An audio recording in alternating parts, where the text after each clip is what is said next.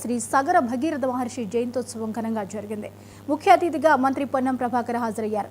విద్య వల్లనే ఉన్నత శిఖరాలకు చేరుకోవచ్చన్నారు.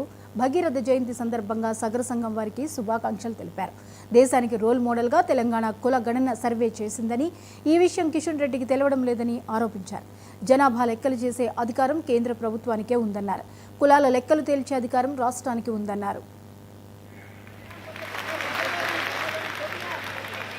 సర్వే చేసింది ఆయన కిషన్ రెడ్డి కేంద్ర మంత్రి అయినా తెలియదు కావచ్చు.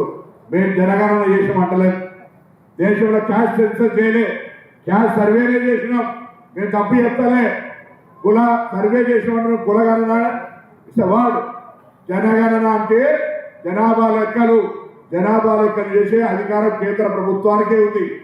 కానీ కులాలకు సంబంధించిన లెక్కలు ఇచ్చే హక్కు రాష్ట్ర ప్రభుత్వానికి ఉంది. అదే మాట రాహుల్ గాంధీ గారు భారత్ జోడో యాత్రగా చెప్పిండు, దేశం మొత్తం మీద కులాల వారిగా లెక్కలు జరగాలి, చిత్ర అవాది ఉత్తర ఇచ్చేదానికి కావాలని చెప్పిండు. ఇలా రాహుల్ గాంధీ గారి నినాదం మేరకు సామాజిక న్యాయం కోసం ఏకైక వీరుడిగా పోరాడే ఆనాడు మీరు చెప్తున్నటువంటి ఈ భగీరథుడు ఏ విధంగా అయితే ఆనాడు గంగాను తీసుకురావడానికి 1000 సంవత్సరాలు దీక్ష చేసిండో, రాహుల్ గాంధీ గారు అంత పెద్ద పాదయాత్రలో కూడా ఒక భగీరథుడు లాగా भारत जोड़ो जितने हमारे उतने हिस्सेदारी जाति जनगणना होना चाहिए।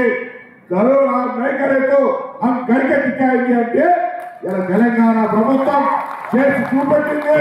అదే దేశానికి రోల్ మోడల్ అయింది. ఇలా దేశానికి రోల్ మోడల్ అయినటువంటి ఈ జనాభా లెక్కల్లో కులాల లెక్క తీస్తామని కేంద్రం ప్రకటించింది.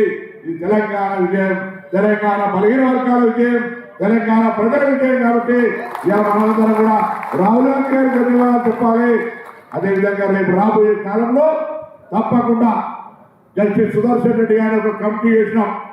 ఏ జనాభా ఎక్కడైతే కుల సర్వే జరిగిందో దానికి అనుగుణంగా సగర్లకు ఏం చేయాలి, మిగతా వర్గాలకు ఏం చేయాలి, తప్పకుండా ఈ సామాజిక పరంగా రాబోయే కాలంలో తెలంగాణ ప్రజాపాలన ప్రభుత్వం అందరికీ సముచిత న్యాయం చేసే విధంగా ఒక అద్భుతమైనటువంటి ప్రణాళికతో రాబోతా ఉంది.